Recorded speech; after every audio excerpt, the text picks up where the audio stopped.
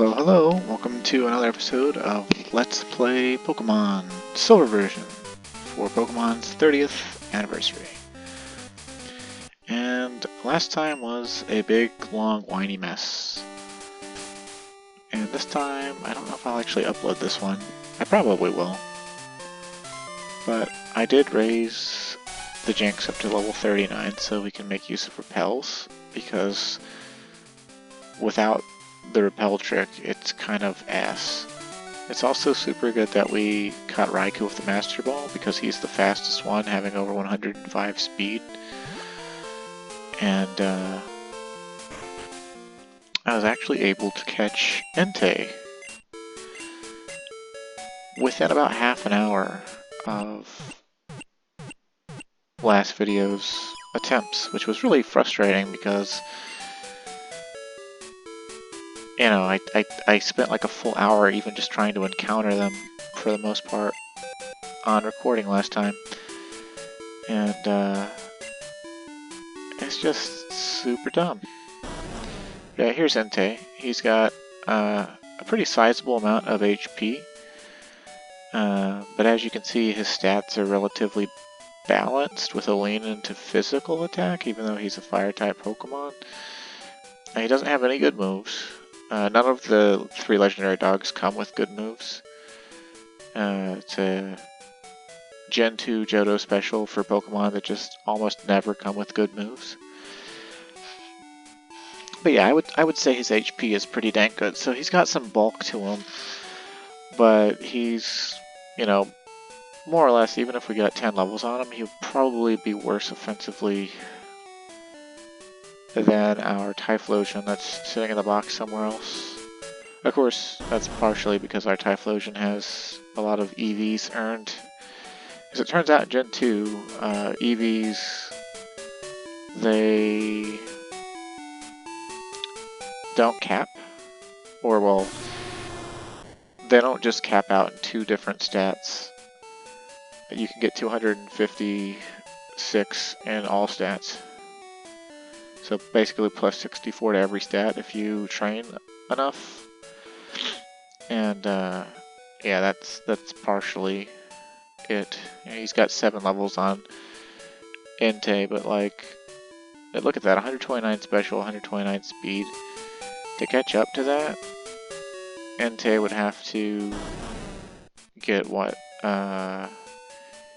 Within 7 levels, he'd have to earn 41 speed and 49 special attack, which means he'd have to get basically 6.5 special attack and speed per level. Which, I mean, if we pumped him full of drugs, he might catch up. But all I'm really trying to drive at is the fact that you go through all this shit to catch him, he's not even as good as the fire starter. Like, without a lot of work. So, it's stupidly annoying. But this also means that we're up to 150 Pokemon caught. And we only have to catch Suicune now. Or Suicune, however you want to say it. And it's mocking me by being right next to Mahogany Town, but it's not going to stay there, of course. But I figure we might try to catch it on camera too, because, oh hey look, it actually stuck around. That's kind of, well, it's not a first. Basically, I figured out between recordings that part of what makes the repel trick so good is you don't have to care about which areas you really walk into. And since you don't care about wild encounters screwing up where the dogs go, it's literally just your changing of areas.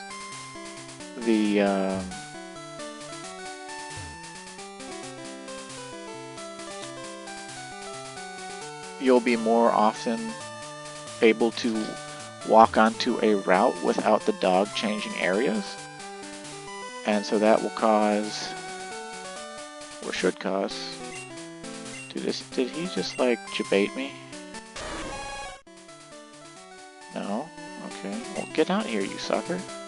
Get out here so you can, my Jinx can miss kissing you, and then you can get away. If I catch this thing within the first 10 minutes of the recording, it's gonna be irritating. Okay. Alright. There we go. Yeah, so it turns out they have a 1% encounter rate when they are in the same area as you. Which is again why it's so hard to encounter them. And yeah, basically we just want to go ahead and kiss it to put it to sleep. And we're not even going to bother with Mean Look because in original Gen 2, it can't run away while it's asleep. And we're going to hope that this doesn't kill it. Okay, I didn't think it would. I think in the Gen 4 remakes it can actually still run away while asleep. But either way. And now basically every time we run into it, we're just going to sleep it. Because it's going to be at low health every time we run into it from now on. Or we could just catch it in the first 6 minutes of the recording and look like damn fools. And now I gotta come up with shit to do for the rest of the recording. Alright, sweet. Okay. I was expecting that to take at least 45 minutes. But anyway, Suicune, or Suicune, Aurora Pokemon, 6'7", weight 412 pounds. This Pokemon races across the land. It is said that northern winds will somehow blow whenever it appears. Well, northern winds would be bad winds, because everything from the north in Japanese is related to evil. Oftentimes you'll play Japanese role-playing games, and more often than not, it'll be the Northern Cave, or the Northern Tower, or the Northern this, or the Northern that. And it relates to Feng Shui, and their belief in Feng Shui. And how positioning and facing can affect your health and prosperity and your like causal chain within the greater causality of everything in reality. And there's like this whole, you know, practitioner thing they do that is inappropriately labeled, I think, geomancy, or was inappropriately labeled geomancy, when it was, oh yeah, that was another thing, put the Quick Claw on Jinx so that it's more likely, it has a, you know, whatever it is, like 10% chance to go first, regardless of the dog's speed. That's how you would catch Raikou without the Master Ball, because you could also use Haunter, but Haunter himself, he's not going to get 105 speed at level 39. As a Gengar he might, but you know, we don't have access to trading, so that's the whole thing. But I guess what we can do now is we can get our actual team or something, or maybe go see if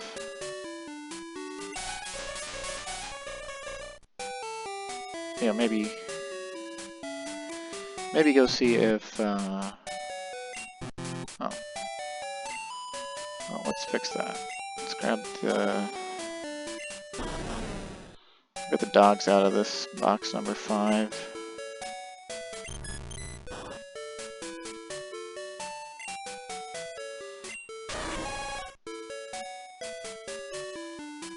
Okay, I'll put,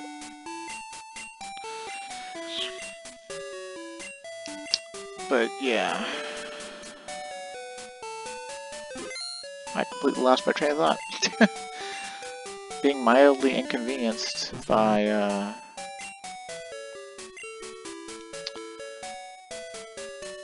anything just causes me to completely lose my train of thought.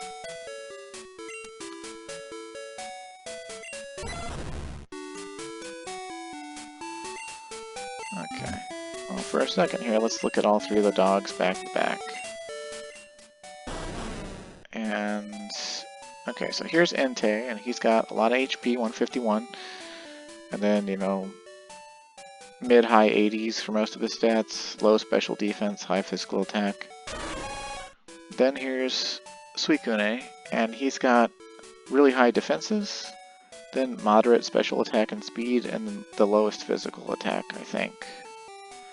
And for some reason learns Gust. I don't know why he learns Gust, but they don't come with good moves. Of course, you can make Suicune the best right away by teaching him Surf, and giving him a 95 power stab move, so that's kind of cool. And then there's Raikou, and Raikou has the highest speed and bad moves, and really low physical defense. And his physical attack, I guess, isn't all that much better than Suicune's, but I mean, he's electric anyway, so all the moves you care about him having, you know, are going to feed off that giant special attack there. Raikou is basically like Jolteon +1, or maybe like a Jolteon equivalent, without having to actually get Jolteon. I think Jolteon's still faster, actually, but I think Raikou has a higher special attack, so he's kind of like a, I guess, a, you know, more aggressive version of Jolteon, if you want to look at it that way. But all in all, you'd actually just be better off getting a Jolteon. But Jolteon is hard to come by in Gen 2 until the latter half of the game. And as you can see, Entei has roughly 20 more HP than the other two. And so he's thick. He's the thick boy. His whole thing is like big and strong, and I have my own movie. And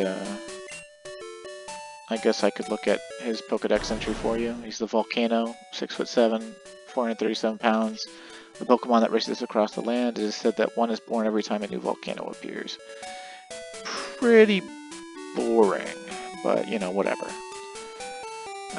Honestly, design-wise, they all look pretty cool. I gotta say, Suicune looks the coolest. Just the color combo of purple, blue, and white. The way he's like stylized with those ribbons or tentacles that are coming off of his forelegs. It's really cool. And his purple mane that like is almost like a cape or a cloak is also really cool. It's like a river running across his back or something. Entei looks like a furry, like a Power Ranger Zord had fake fur added to it. And I know he's supposed to be like a literal, like a furry volcano, like his head is the lava slowly coming off the top, and his white mane that goes down his back to his tail is kind of like a smoke smog cloud from it or whatever, but I didn't think he looked cool in the movie, and I don't think he looks cool now. He's my least favorite. And then Raikou looks like a tiger with weird paws and a storm cloud as the back of his mane. His face looks like it has a weird, like, handlebar mustache, like, mutton chop thing. It looks ferocious and monstrous and weird in a good way. His tail being a zigzaggy lightning bolt is par for the course for an electric Pokemon. All in all, though, I think he looks kind of cool. I like him second best after Suicune as far as appearances go. So, battle prowess, I give it to Raikou. Suicune is good because Surf and high defenses, and looks the coolest, and then Entei is the worst and the ugliest. But yeah, so the other things we can do now,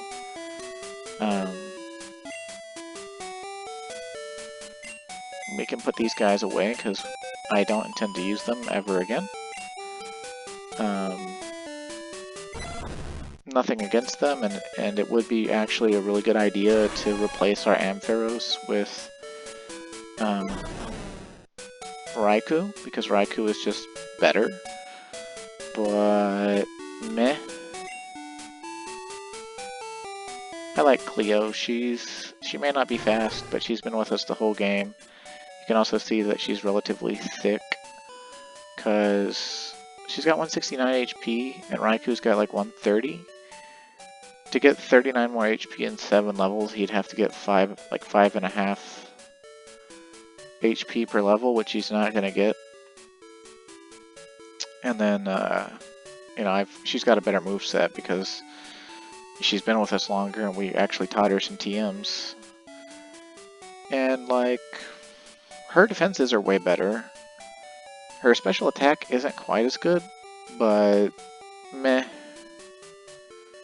You know, she's not a legendary or anything. She's just, you know, a little sheep that we trained from, you know, the very beginning of the game. So I'd rather use her for sentimental reasons and leave it at that.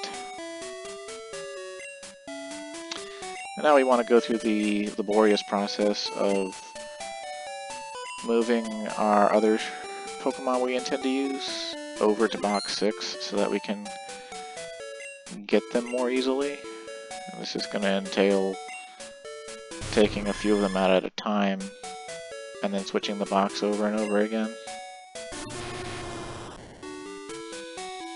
Kind of annoying, but you know. Party's full. Oh man.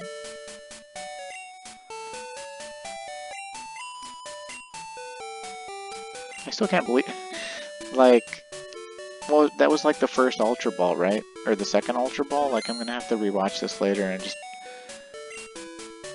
see how ridiculous that was.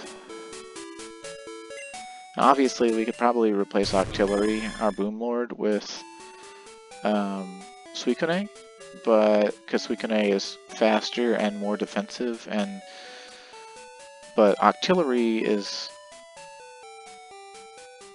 I won't say he's as defensive, but I think it would take the same number of hits to kill an Octillery as it would to kill a Suicune. But of course, the Suicune would actually go first. And I might be way off base saying that. But our Octillery also has a way better moveset anyway for a long time.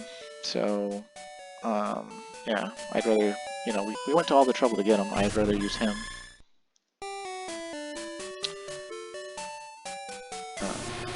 Already went over why our Typhlosion's better than Entei.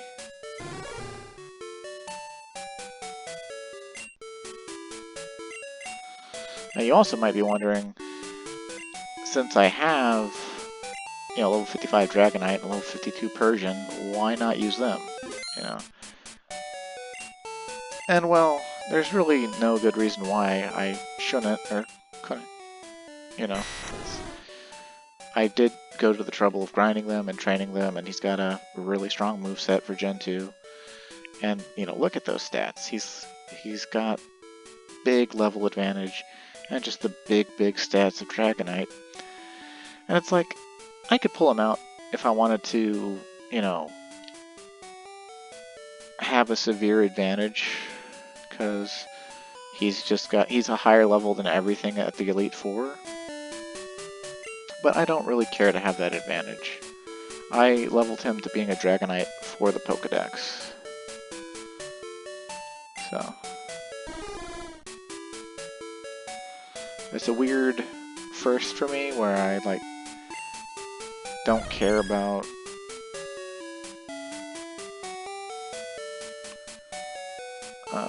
levels too much or anything. Also, we got our Lugia to level 50, and Lugia is pretty similar to Suicune in that it has, you know, really high defenses, but it's different from Suicune in that it's got different typing and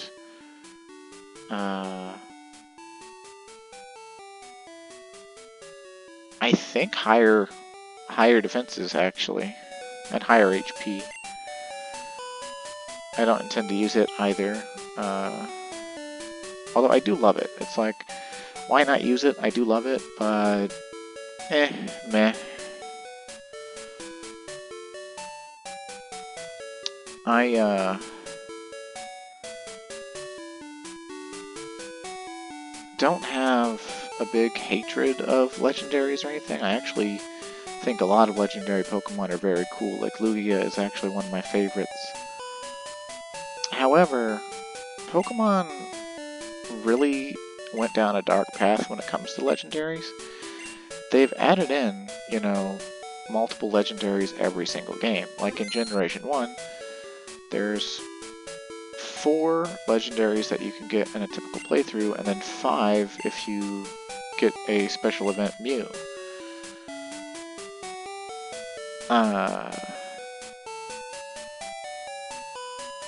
And then in Gen 2, they added in the 3 legendary dogs and 2 more legendary birds. So that was an addition of 5. And then there's also Celebi, the special event, basically the Mew of Gen 2, more or less. So, you know, that's a total of 6 more legendary Pokemon. And, you know, at least they're all rare and all kind of hard to get, especially the dogs.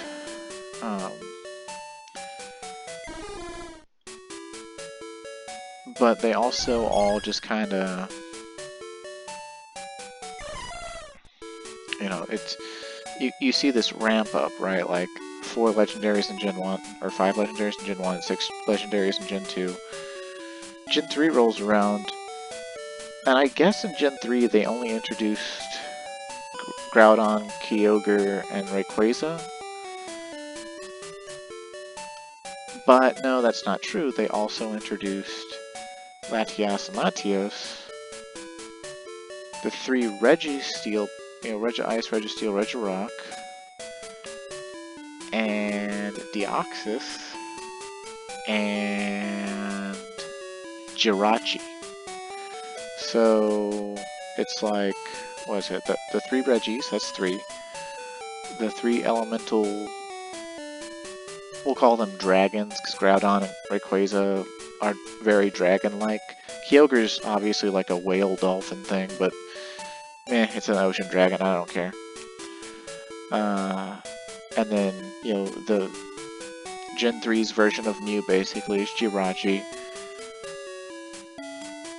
So that's 7 right there. And then Deoxys is an alien technically, but that's 8. And then Deoxys has like 4 different forms, which count as 4 different varieties of himself. So it's like, I guess 8 or 9 legendaries, and then if you count all the forms of Deoxys, it gets ridiculous. So like, and there's probably another one that I've forgotten.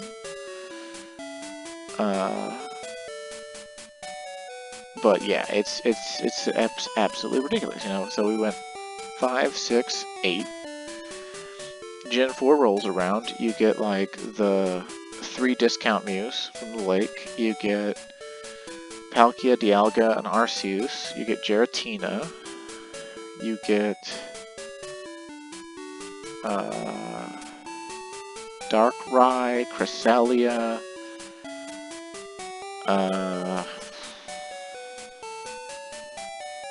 Zoroark, I think, all count. And like, that's like, what, like 9 or 10 or something? And more or less, every generation of Pokemon that comes out, they add in, you know, another whole ton of legendaries. And now that they're all the way up to Generation 9 of Pokemon, there are more legendary Pokemon than there are starter Pokemon. So, like, think about that. They introduced 3 starters every game. There are now more legendaries than there are starters. It's ridiculous. But yeah, so this is going to be our team that we take towards the Elite Four when we go and head that way. It has pretty basic coverage. It's not perfect by any means, but it is a really strong team for the purposes of beating the game.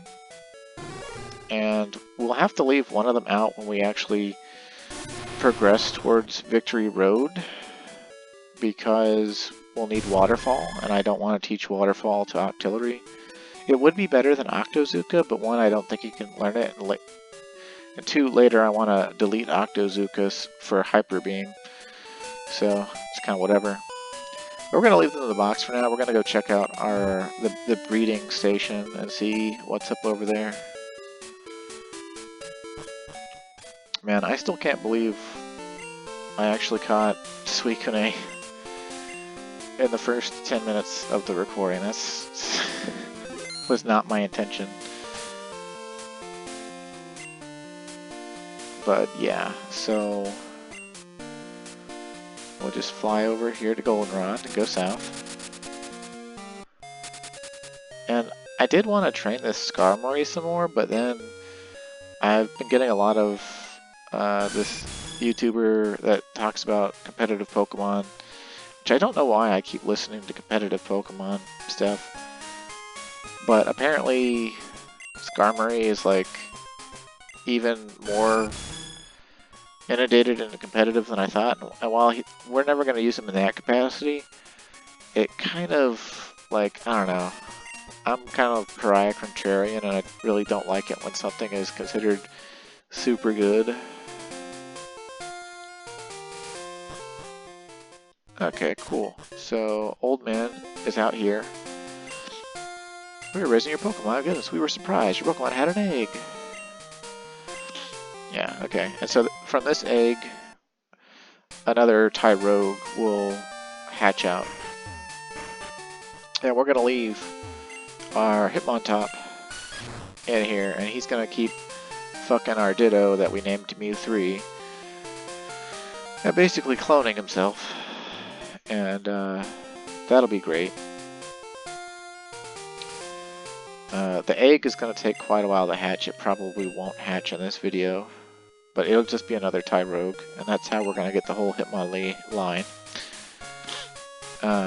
Something else we can do now, I think, is, I don't know, we might have missed our chance to get these items, but I think maybe now that Team Rocket is cleared out, we can get this stuff, or maybe not.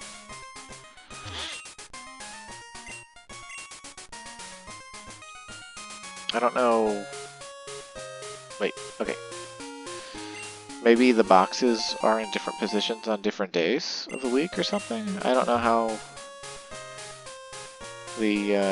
how it works down here.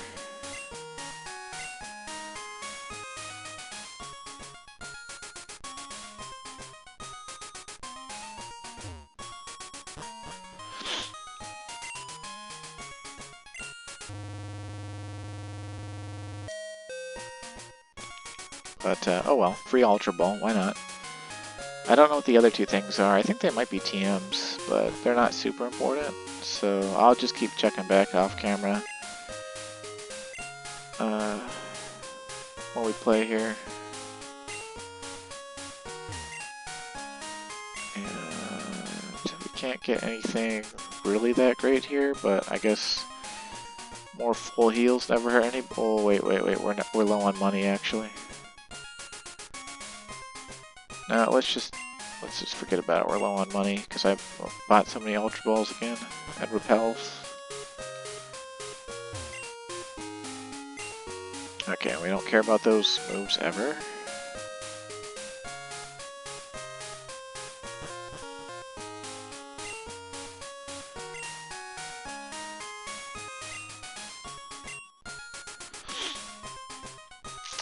But yeah, I talk some mad shit about competitive Pokemon. Okay. So, TM Store now sells... Let's see, that's Rock Smash, Headbutt, Ice Punch, Fire Punch, Thunder Punch, We might pick up a Fire Punch and see if Ampharos can learn it at some point. And I think we have Ice Punch that nobody can learn, because stupid, but we bought it earlier accidentally. I thought maybe they might be selling the Hidden Power TM now, but that might not be something that's ever sold ever again. I got it from the Lake of Rage.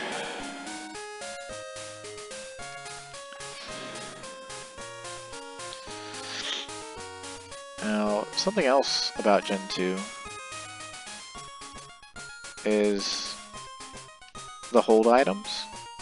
We've come across quite a few in our adventure, and there's more to get. And as a lot of things do in Gen 2, there are specific NPCs that only appear and give you things on specific days of the week. And currently it's 3 AM on a Tuesday. And so we can technically go to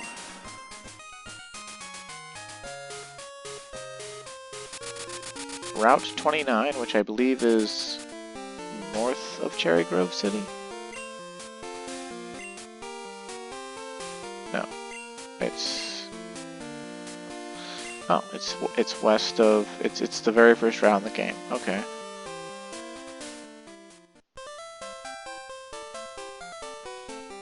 I think this you?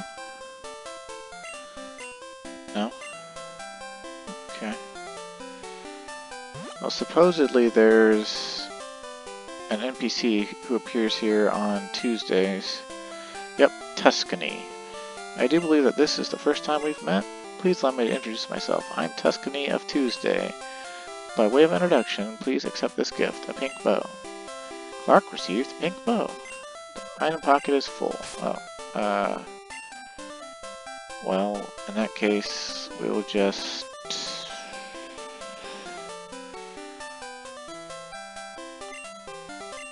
give the amulet coin back to Dollar Bill.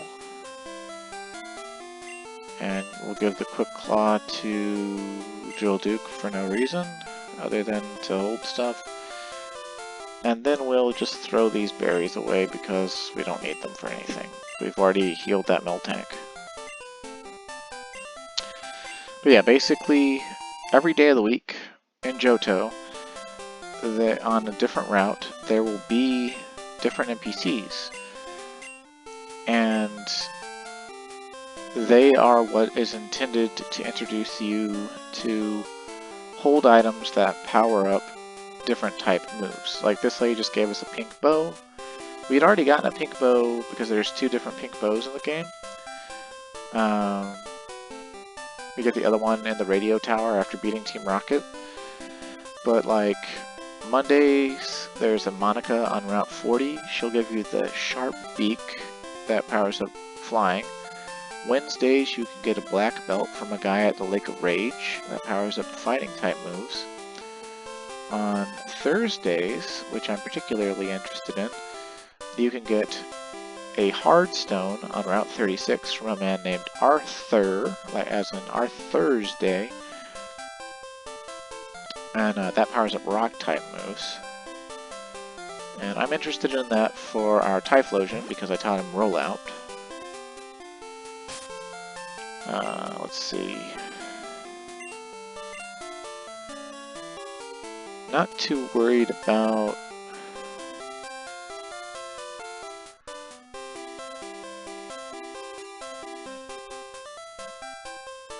any of that. The only other things we got left to do in Johto is breed the Hitmonlee, which I don't intend to use for battle purposes. But we can get Hitmonlee, Hitmonchan, and then we can also breed our Jigglypuff that's sitting in our boxes. And we can get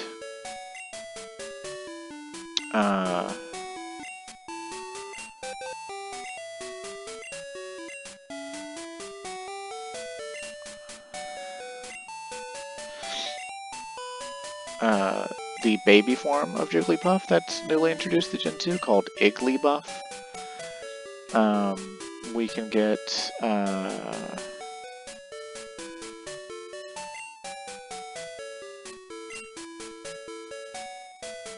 some other things too, eventually. Vance wants to battle. It's not going to be a repeat of last time, he swears. Well, we'll go see him with the team we intend to kill the Elite Four with. And just give him a complete drubbing.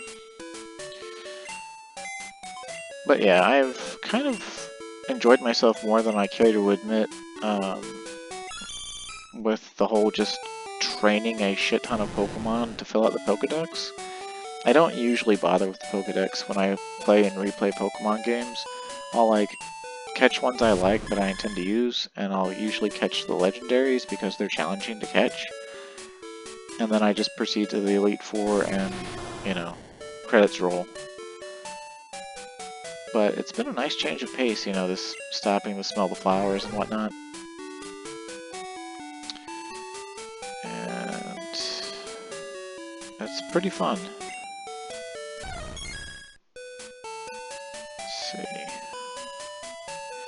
We actually need to take, I think the red Gyarados with us for Waterfall.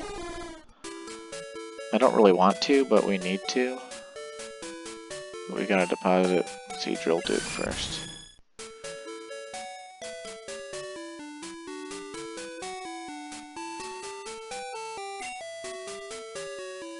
Although actually, if we switch boxes, we taught Lugia...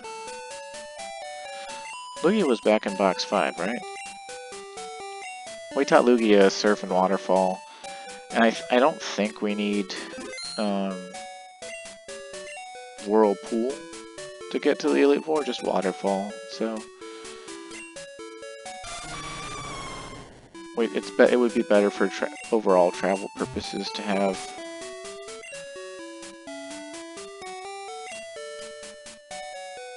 to have a flyer that is also Waterfall. And while we're at it, let's give the Quick Claw back to our Ampharos so that she can be unexpectedly fast. And we'll give the Amulet coin to our Sudowoodo so that he can get us double money. Although it's been quite a while since we've used our starter. He's been sitting in the box patiently while we've been doing all this crazy training. And so I feel like, sure, we could go rematch Birdkeeper Vance real quick and just put him in his place. Show him how weak his birds are, even if he's leveled them up since last time.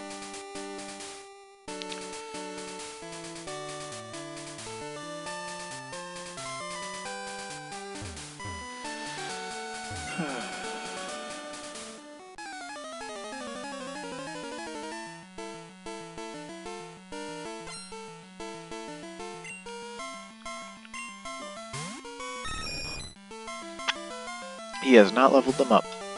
This poor fool. Let's see. Let's just one-shot it with Flamethrower. The level difference. It's not going to live through anything we do to it. I don't think it would even live through a Swift, although I could be wrong. Although it might be good to check and see if Rollout is...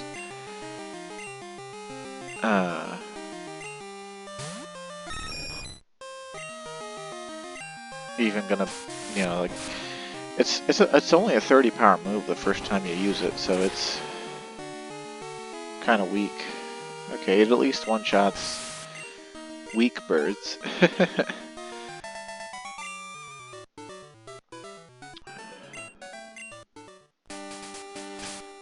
Okay, he wasn't worth much money or XP, but yeah, I like to rematch the trainers. They're They're fun.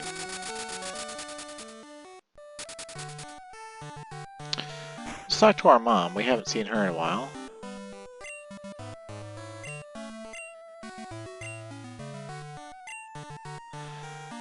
Get save change. Get. Okay, so she has saved $47,000. Let's grab 37,2050. And the nice thing about saving with your mom is if you do suck and you keep getting wiped out, the money you're saving in her doesn't get cut. So when she's saving money for you, it's not only does she buying you unique items, but like the moonstones, the early moonstones, she's also giving you insurance, basically. Saving money. It's good. It's a good thing, actually.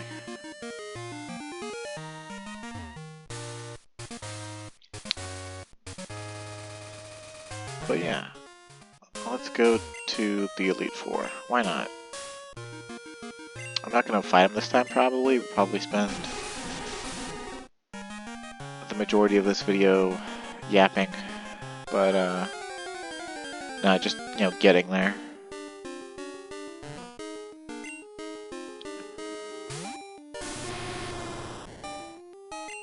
I heard and looked up this. Apparently there's a new version of Typhlosion that got introduced in one of the newer generations of Pokemon, where like they're doing this thing where with Pokemon Now where they're having like different regional Pokemon variants, where it's like, oh yeah, this is a Typhlosion, but it's a Illusion Typhlosion or something, and the Illusion one is like got purple flames coming out of its neck, and its head shape is like gay. I don't know how to express it. Its head shape is very gay. Oh, hello. It's rare to see anyone come here. Are you training on your own? No, I'm kicking ass and taking names. Cool trainer Megan. Megan Trainer? Oh, this poor Bulbasaur.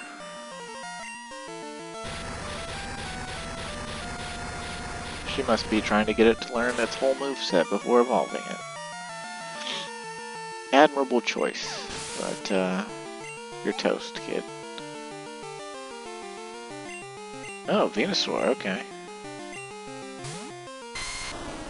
Looking cool there, Venu. Goodbye, Venu. I hardly knew you.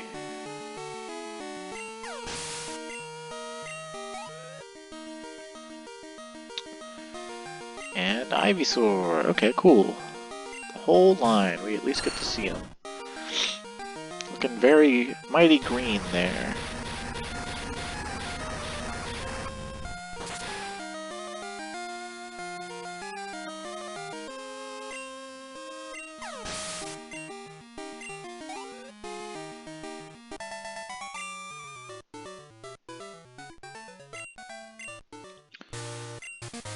I'm checking out pre- and post-evolution Pokemon.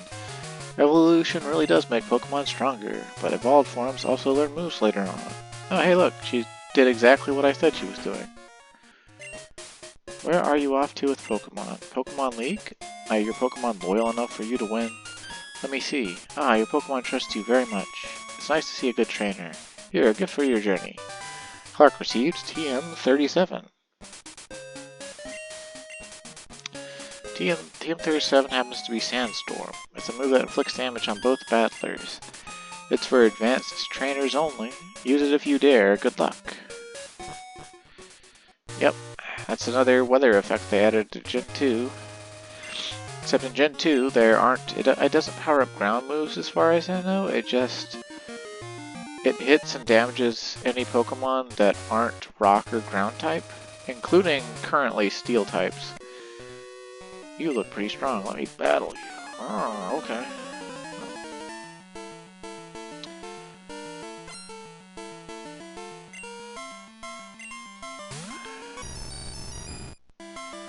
Oh, level 33 Magneton. How about that?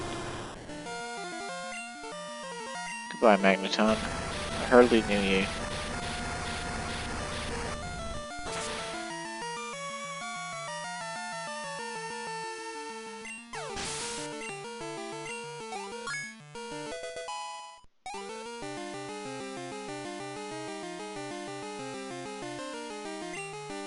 Quagsire. That's supposed to wall Typhlosion in competitive play, or so they say. And to be fair, it doesn't take... It's a water/ground, so its only weakness is grass.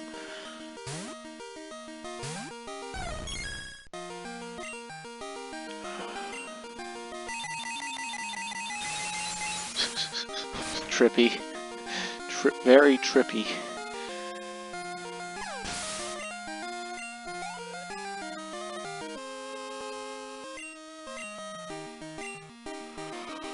Execute. Well. Yeah. Let's have a bad matchup, huh? Guess he couldn't find a Leaf Stone. Oh, wrong move. Oh well. We've got such severe level advantage, doesn't matter. But yeah, I was actually looking into competitive Pokemon to like really look into it to see what it's like actually, like to see what kind of rule sets they implement and such. Because it's not like competitive Pokemon isn't run by Nintendo or anything. It's literally just apparently it's community driven.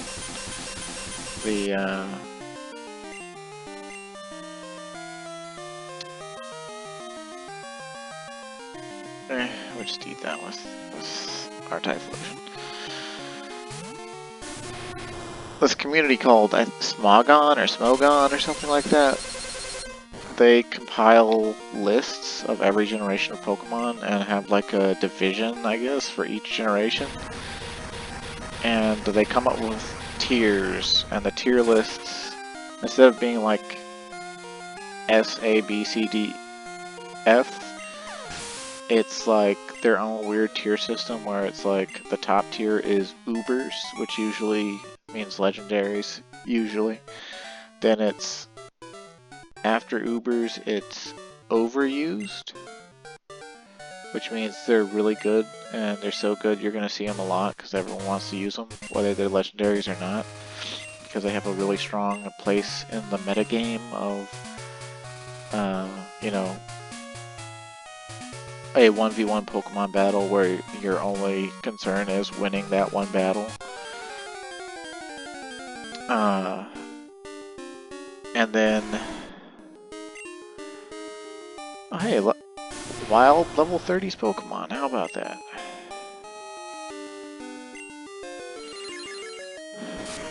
After overused is underused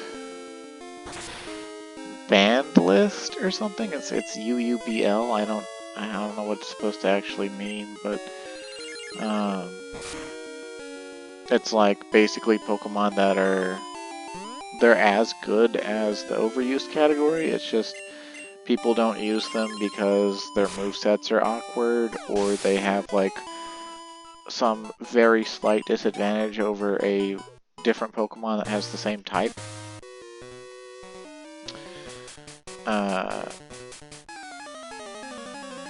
And then it goes like underused regulars or something, and then rarely used, never used, or not used or something, and then ZU, I can't remember what ZU is in it. I stopped looking because I got a little bit, not bored, but it was making my head hurt. All the rationales pointed out about like why a Pokemon is like tiered where it's at, and like all of its good and bad matchups with the other best meta Pokemon or whatever, but then you go, each tier list and generation or whatever has its own rule set, and they like, as a community or as like the leaders of Smogon, they just decide what moves and movesets are broken or unbalanced or unfair. Like if they were to not ban them, then everyone would just use them because they're so good. And you like look at the rule set and it's just like, you are only allowed to sleep one of your opponent's Pokemon. You are not allowed to repeatedly sleep their Pokemon. You know, you're not allowed to use this one really specific other move because it's too powerful. You know, like it's completely ridiculous stuff. Because, you know, like, at that point, you know, you're not actually dealing with the actual game mechanics and which Pokemon are actually really good. You're just dealing with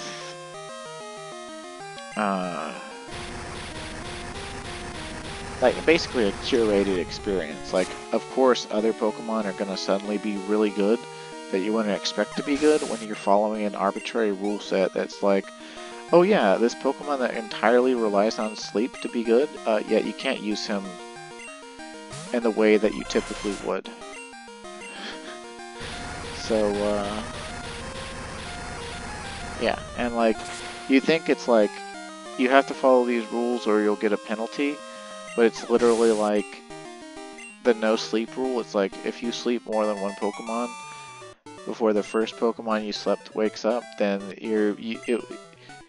whether you actually win the match or not, you will be considered to have lost the match. It's an automatic loss if you break the rules, and it's just like, I mean, I guess that makes sense from like a tournament perspective, but like from a gameplay one, it's just sort of like, so we're not really seeing what's actually the best. We're curating an experience so that, you know, mechanics we don't like dealing with that are actually the best are just, you know, held out. And like, I get it, right? I understand, like, not wanting literally everyone to just run, you know, like 6 Pokemon that can sleep. And then, you know, it comes down to the luck of who slept who and everything. But the fact of the matter is that a lot of the Pokemon things that they still allow, like burn chance, flinch chance, paralysis chance, there's a lot of dice rolls that go on in Pokemon. And so, like, it's not like it's all chance. Like, it's not 100% chance. There's plenty of skill expression, but there's enough chance within the battle system of Pokemon, just innately, that you could know exactly what you need to do to beat somebody and have the capacity to do it with the team you're using versus the team they're using, but you won't do it because, oh, look, they lucked out instead of you got paralysis, and all of your paralysis procced on you, and now you suck and you died. So, like, it's this weird, you know, sport of, you know, weird brand of fun that you opt into, and it's funny. Oh, hell yeah. Oh, we can get rid of some numbers. Let's see. Huey Sailor does not call me for anything good and doesn't call me for battles very often.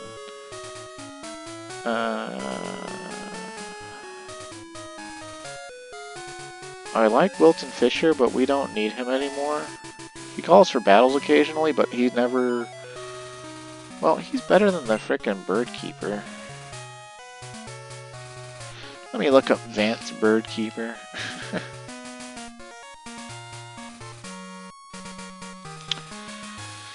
I want to see if he'll actually raise his team. You can look up the team's trainers on Route Tab, and it'll tell you if they'll update their team ever. Okay, so apparently eventually Fisherman Wilton will have 2 level 35 Sea Kings. Whereas Birdkeeper Vance will only ever raise one of his Pidgeotos to level 35, and he'll evolve one of them to a Pidgeot. So of the two, I think we'll go ahead and delete Vance.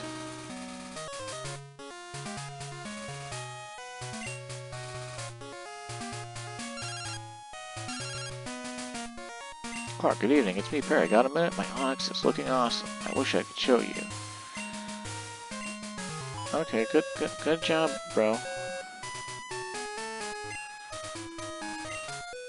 Alright, we got Rena's number.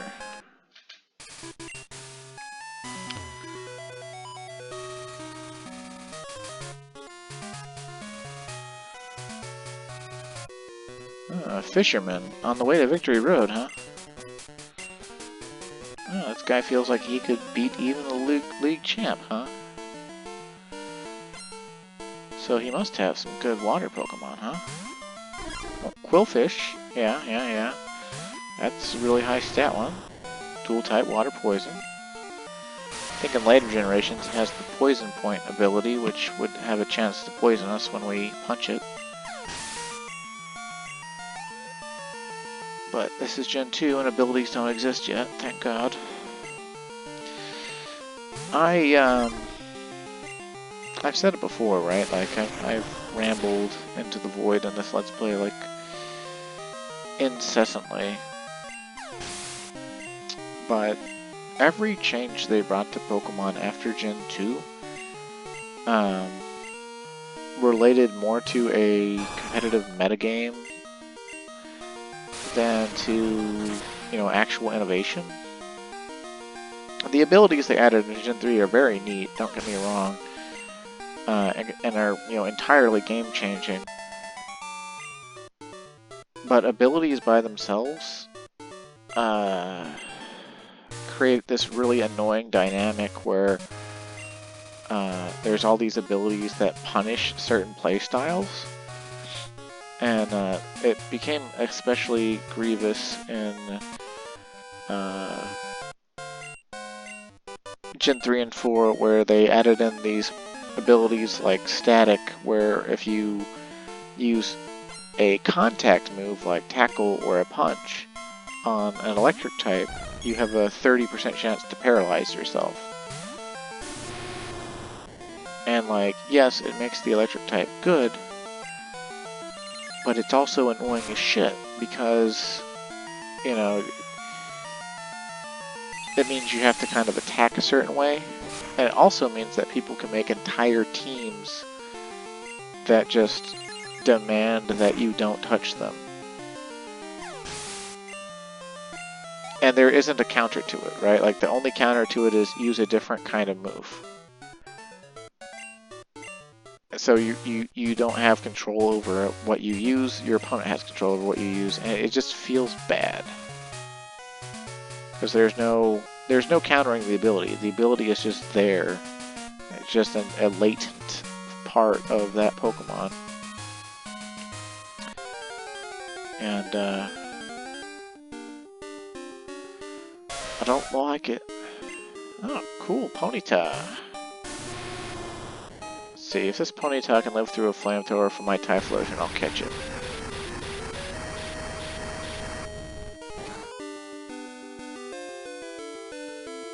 Damn. Typhlosion is too strong. Hot damn, call the police and the fireman. Okay, now let's switch over to... Let's use Cleo for a while. We haven't used her in a good while on screen.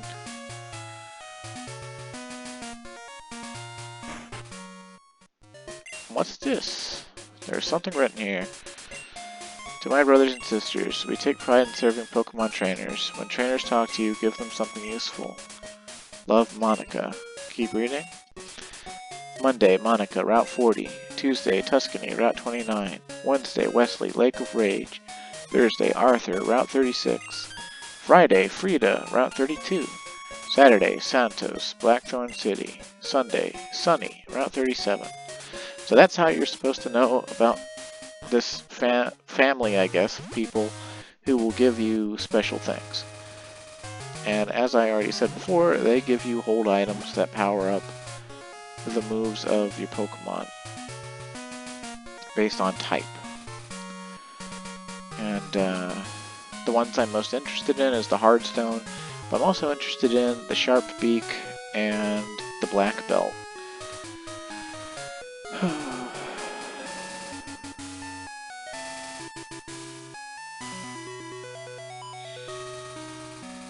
Apparently, if you breed enough Pokemon the right way, you can actually make a Typhlosion that learns the fighting move Reversal. And I was actually surprised when I read through, I got curious enough to read through like some of my favorite Pokemon's like competitive tiering and their respective generations where they were introduced. And I looked at Typhlosions, and they're like, oh yeah, he's in the underused ban list here. That's, you know, he could be in the overused tier, but he's not as good as Charizard or Houndoom. And I got a little upset reading their rationale for it, because he's one of my favorites of all time.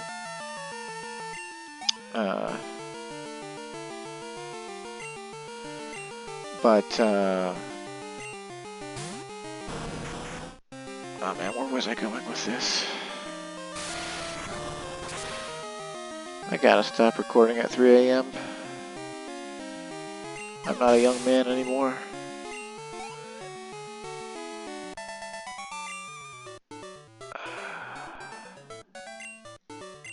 Oh, okay, yeah, so they listed his optimal moveset as being, for competitive play, being Fire Blast, Dynamic Punch, Hidden Power with, specifically, you bred a Cyndaquil or a Typhlosion or whatever until you got either an Ice or a Grass Hidden Power, and Earthquake. And alternatively for that Hidden Power slot, you could also put Thunder Punch. And just like reading it, it was interesting. It was just like, oh yeah, he gets completely walled by Quagsire. Oh yeah, he's slower than Starmie and loses. If you have him stay in and fight Starmie, he'll just lose, and Starmie will get to use him as buffing fodder. He can't beat Dragonite, even with Ice Hidden Power. He can technically beat Tyranitar if you actually manage to land Dynamic Punch, but it's only got 50% accuracy. And I was thinking, you know, why did nobody breed it and give it Reversal? Like, Reversal is it's a really strong fighting move, but the way it works is the lower your HP, the stronger the move gets. And you know, if you had to fight a Tyranitar on a Typhlosion, you know, the Tyranitar is strong enough, it could probably kill you with Rock Slide. But if you invested in your durability at all, you could probably live through at least one Rock Slide. And you're going to be faster than the Tyranitar as well. So, like, I was surprised that there wasn't even a consideration to instead use reversal. Or the other option being slightly less damage but more accurate Iron Tail, because I could have taught our Typhlosion Iron Tail. It's a 100 power steel move, and it would be super effective against Tyranitar. It wouldn't be quadruple effective like a fighting move, but you know, it's still going to be 200 base power, and do put up a lot of damage on him. But it wasn't even considered, and it's like, the more you read into the competitive Pokemon, like they're trying to consider every single moveset, every single, you know, combo, and like how it's going to relate to, you know, the other best combos that they've seen before or whatever. But you know, they haven't actually considered or done everything, so you're free to like experiment and like try to be a trendsetter, I guess, and evolve the living meta, I guess. But I don't know. It was just like it was also choices I didn't fully understand. Like, I don't understand why you would want Fire Blast over Flamethrower. Like, obviously Fire Blast is more powerful. It has 25 more base power, which is nothing to sneeze at. But it's also insanely, you know, less accurate.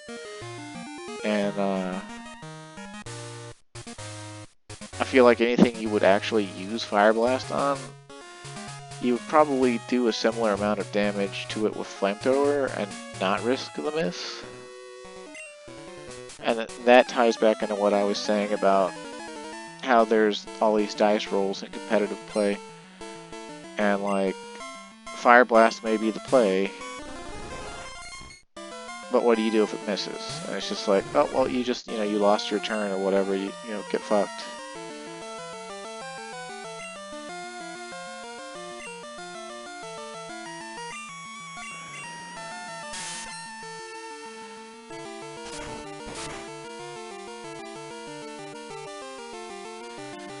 Yeah, the reason I actually taught Cleo Iron Tail is so that she could hit rock types, rock/ground types, where I like to train. It's super effective against rocks. Not very effective against ground, but it means neutral damage. Actually, I think it's neutral damage against ground.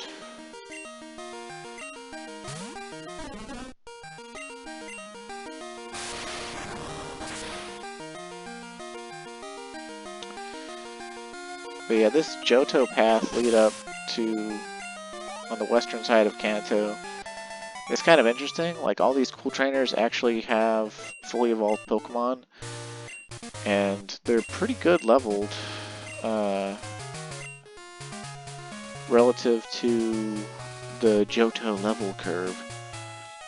But just like the gym leaders, oh, she lost to a trainer named Lex, huh? He was really strong, but it was as if he absolutely had to win at any cost. I felt sorry for his Pokemon. Well, I feel sorry for your Pokemon, because you probably have no more than 3. Oh, you've only got 1. Okay, well. Beth, I've got some news for you. You need to get more than 1 Pokemon. You are currently weaker than a Team Rocket executive.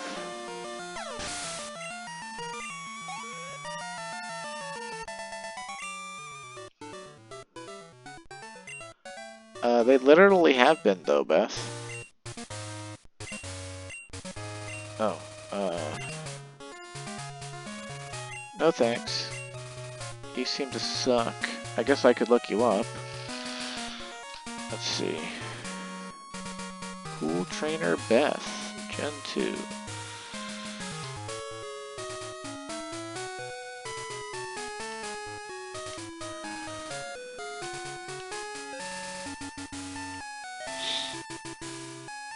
That's just an interesting route. We can get Ponyta and Doduo. in the morning and day. And the night. Oh, actually, you can't get Doduo at night, interestingly. Excuse me. Ooh, if we fish here, we can get Shelders. We can fill out more of the Pokedex, yay. I've got something to do off camera, yay. Okay, trainers. Cool Trainer Gavin. Apparently Cool Trainer Gavin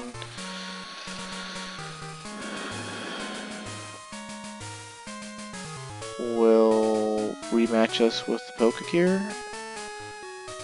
He would be a good rematch to have. Yeah, Beth is not worthwhile. She only uses Rapidash and will only get it as high as level 42. She will never be a good choice.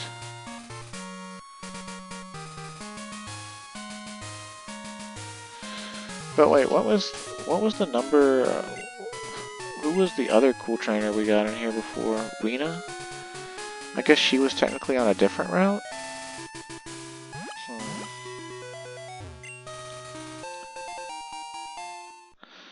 But yeah, this is one thing I really like about Gen 2 is the phone system. It's not ideal that you have to like delete the numbers, but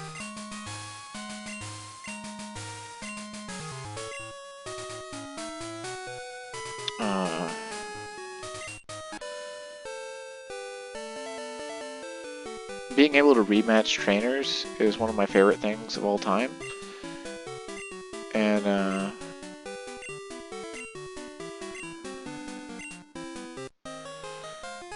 yeah, this Gavin guy is actually, he's going to be a really good matchup in the future. Because he's going to have 3 fully evolved Pokemon. And it's going to be the 3 that he fought us with. And he's going to eventually get them all to level 38. And he's got a pretty cool team, honestly. Victreebel, Kingler, and Flareon. It's your typical grass, water, fire mix. But like all 3, I like all 3 of those Pokemon a lot, actually. I want to see if Rena is actually going to be good, because I took her number just because. Because I have never taken them before. Let's see.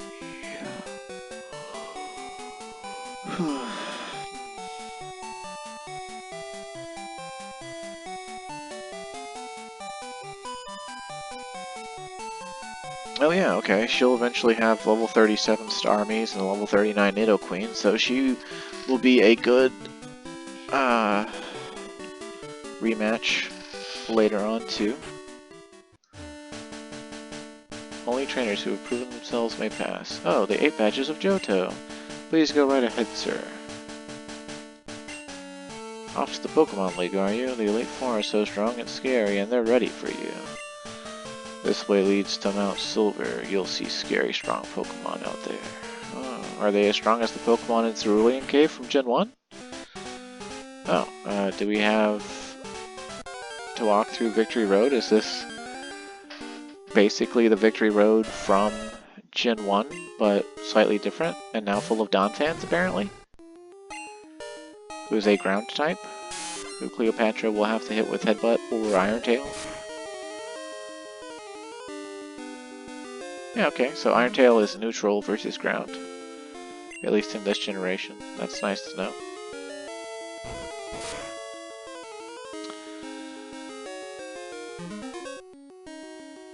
Okay. Lots of defense girls going on here.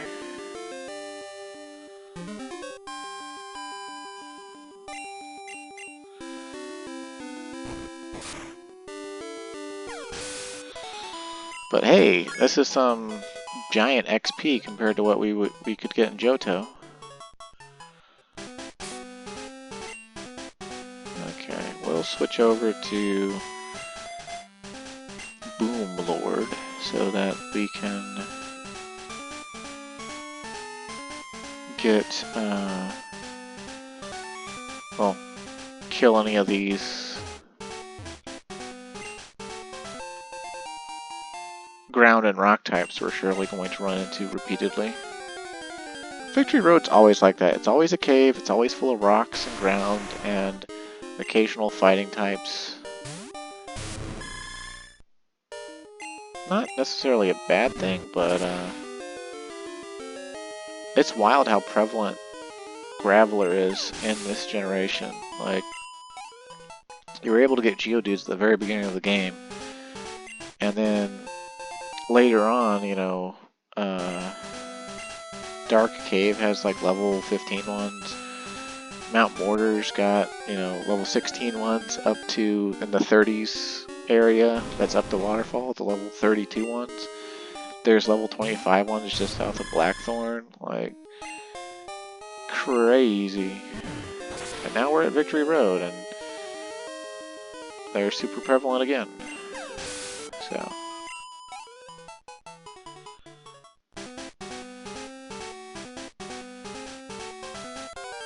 I dig this new Victory Road music though, it's pretty cool sounding. Oh, hey look! The second shiny Graveler I've ever encountered. And it's a lady Graveler. Will it self-destruct on us? I don't know, but I can't put it, I don't have anything to sleep it with, so we'll just have to... everything he has will kill it, because it has no special defense, basically. We'll have to switch to Cleo and just hit it with Headbutt or Iron Tail and see if it lives. Okay, I think it'll live through an Iron Tail now.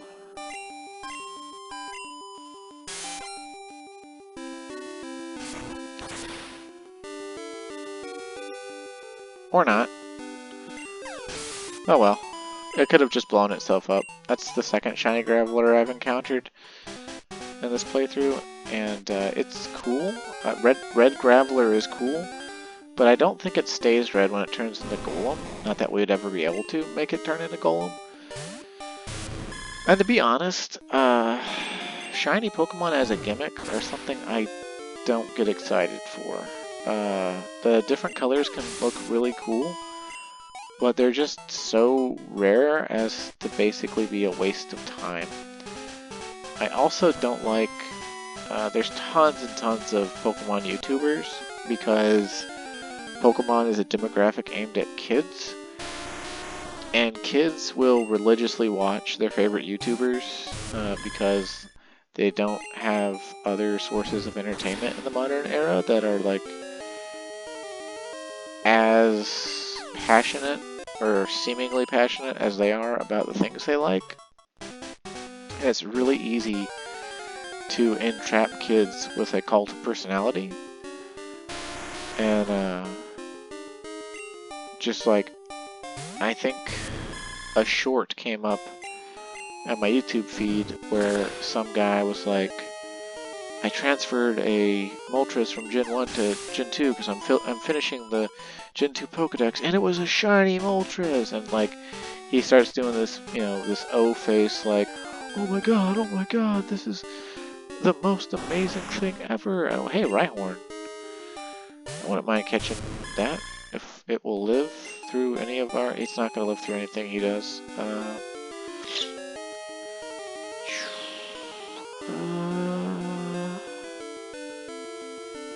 Maybe we can get it with our Sudowoodo. He's got weak moves. Like, he could probably hit it with Rock Smash and it won't die.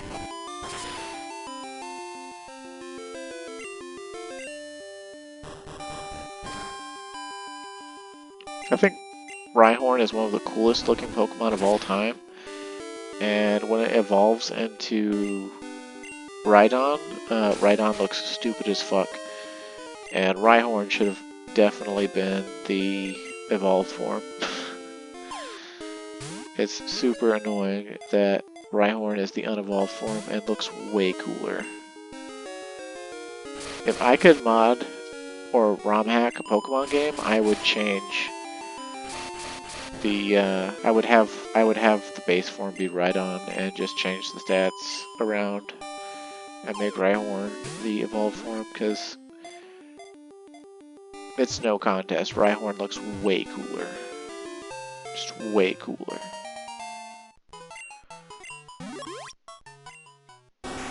Rhyhorn spikes. 3'3", 254 pounds. It doesn't care if there's anything in its way. It just charges and destroys all obstacles. Yeah, we'll name it, Horned Lord.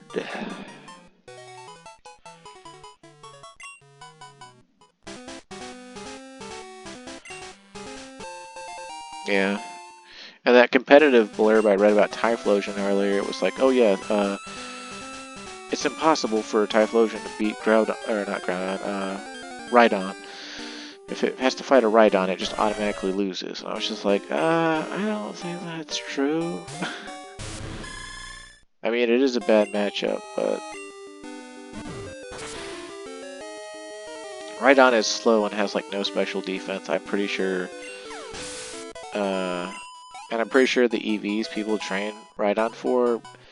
I mean, if you were specifically doing Gen 2, you would max out all your stats anyway, so it would literally just be base stat comparison time. And since it has like no special defense, I'm pretty sure that Typhlosion could just kill it by hitting it with, you know, Fire Blast or Flamethrower. Or Ice Hidden Power. Like, I could be wrong, but I don't think that Rhydon's that good. He wasn't that good in Gen 1, I don't think he suddenly became that good in Gen 2.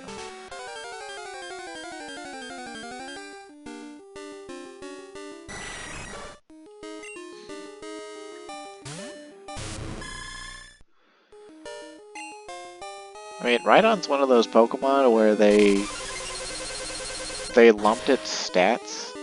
It's like, its stats, I don't remember its actual base stats, but I know that it's like, got really high physical attack and really high physical defense, and then everything else is like 30s and 40s, and its HP is like 60 or something like that. So it's got like no HP and no special defense. And it's like, okay, I guess if it gets to hit Typhlosion, then Typhlosion could get killed, but is it gonna get to? I mean, like, even at half power, like a stab boosted Flamethrower is, you know, gonna put a lot of damage on it and possibly burn it. So it's like, I don't think it's like the crazy bad matchup that they said it was.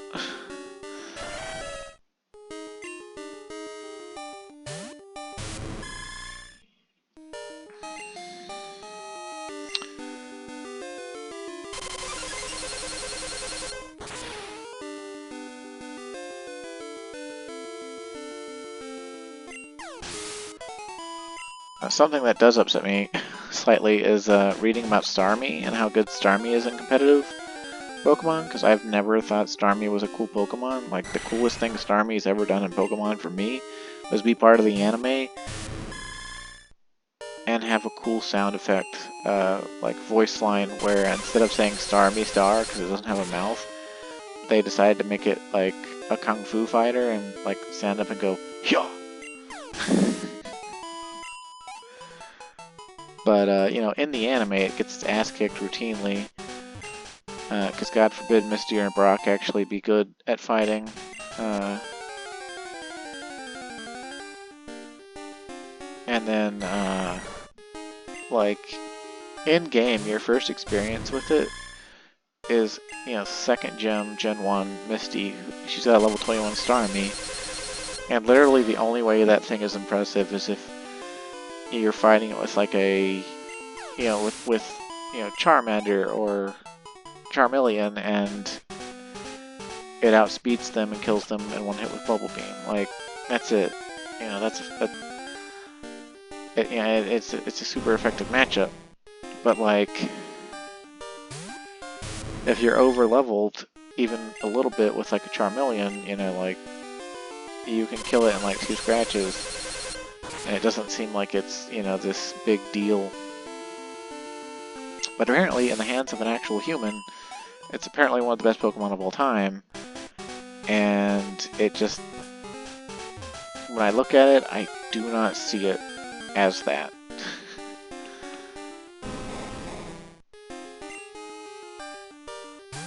To me, it's like one of the least well-designed Pokemon too, because it's a crystal on a star, and the star's kind of ugly, to be honest, because it's not even like, you know, it's the Staryu body but purple laid over another Staryu body. Oh hey. Hold it. Are you going to take the Pokemon League challenge? Don't make me laugh. You're so much weaker than I am. I'm not like I was before. I now have the best and strongest Pokemon with me. I'm invincible. Clark, I challenge you. Okay, there's the big words, dude. Oh, hey, you at least have a whole team. I will get... Look, this is the only motherfucking trainer that has an entire team so far. Except for, like, the one Team Rocket guy that had 6 Rattatas. Our rival and the 6 Rattata Team Rocket guy are the only guys who know how to fucking play Pokemon. Okay, Sneasel is Ice/Dark and is super weak, so, like... kind of a joke, but, you know, hey. Gets much better in later generations.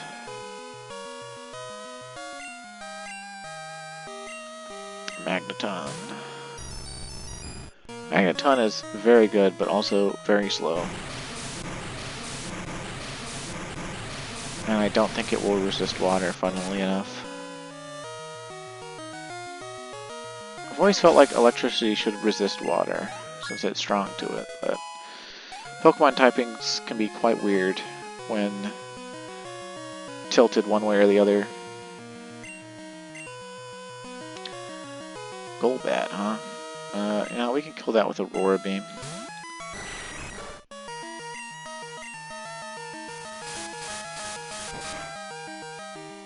Oh, look, he's actually getting to hit us. That's amazing.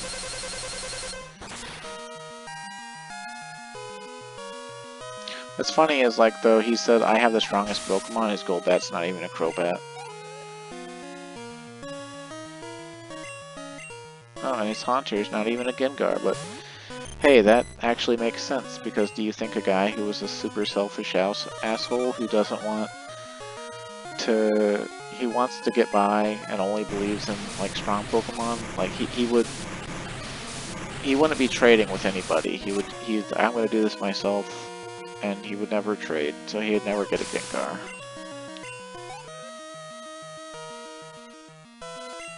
But what's funny is, you think he would actually pick stronger Pokemon. These are all, like, really strong Pokemon in terms of, like, Gen 1. But there are other Pokemon that rival them in Gen 2 that he could be having. They just didn't want him to have. Don't know why, but, you know, it's kind of whatever. Even if we were at level parity with him, he would be pretty easy to beat. But I do commend the fact that he actually has a full team. For that reason alone, it's believable that he actually beat the 8 Gems of Johto. Because almost none of them even have half a team.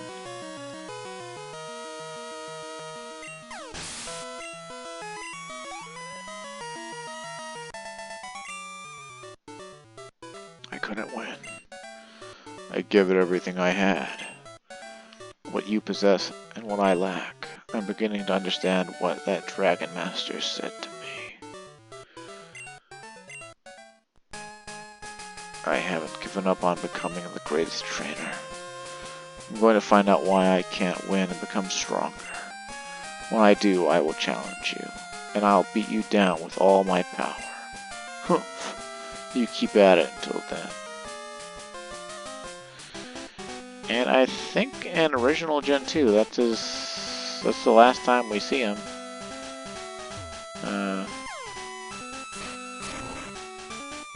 I don't think you see your rival ever again after that.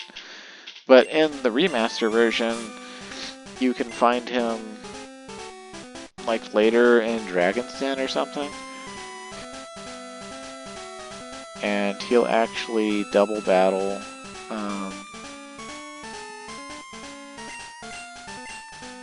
Claire and Lance with you or something.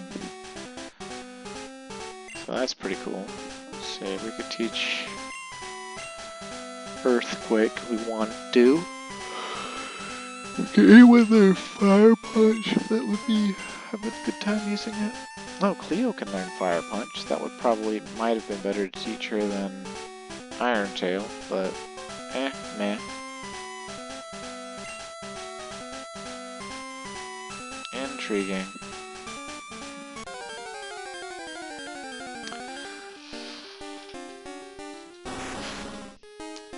Cool ass Rhyhorn. Love seeing it. I love seeing it.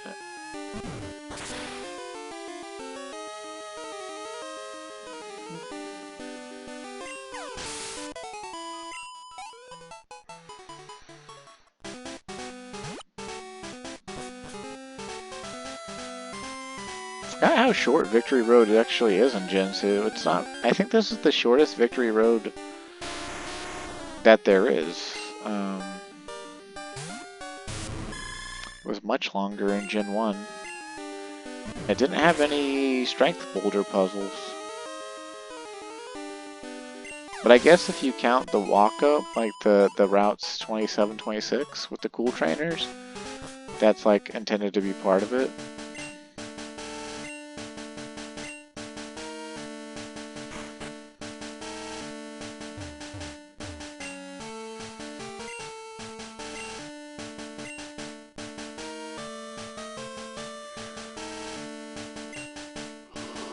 Oh, you're challenging the Elite Four, are you? You sure you're ready? If you need to train some more, my Abra can help. I can teleport you home. No. I'm guessing that old man is there to, like, he can teleport you back to New Barktown in case you don't have a flying Pokemon, I guess. In case the Pokemon in, Victory Road are too hard for you to train on somehow.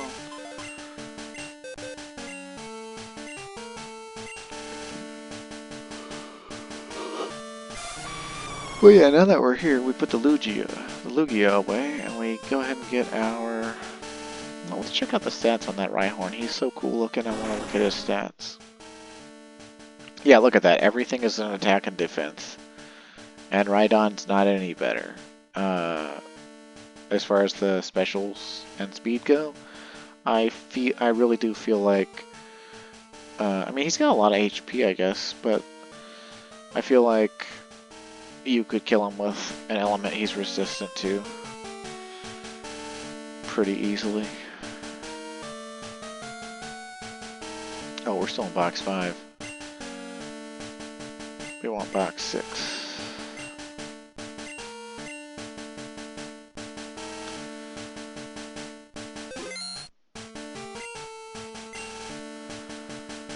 Alright. Blue Wind. Oh yeah, ninjas.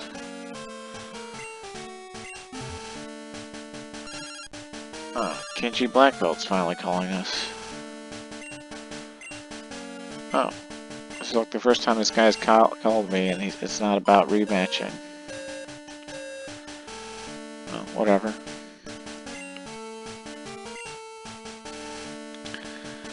And they sell what you typically find at Elite Four markets. Which we don't really need to release Burge because we've already got some of these in our inventory. I think we've got more than enough. But a few more never hurt, right? So, you know, kind of like just in case. And we could pull this would be the good time to pull our elixirs and stuff out for a PP restoral. But to be honest, I think we're gonna be fine on the PP front. I could be wrong, but I think we'll be fine.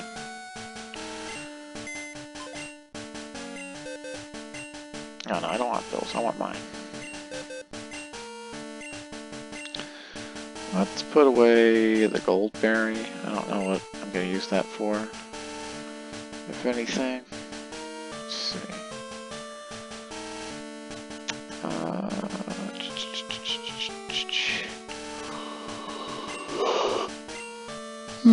Yawn, yawn, yawn. Let's get out that second mystery berry. That's a PP restoral. I still haven't used my PP ups because I don't know what I want to use them on.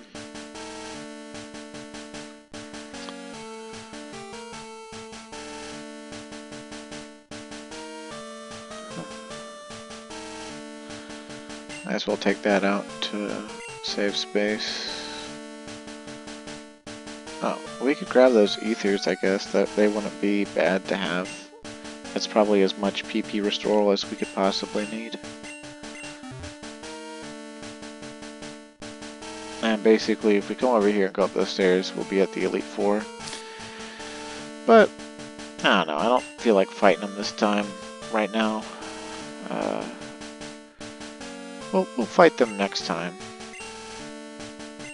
And, I'll probably actually go do more egg hatching and Pokedex entry filling off screen just to you know, edge a little more out of the Pokedex.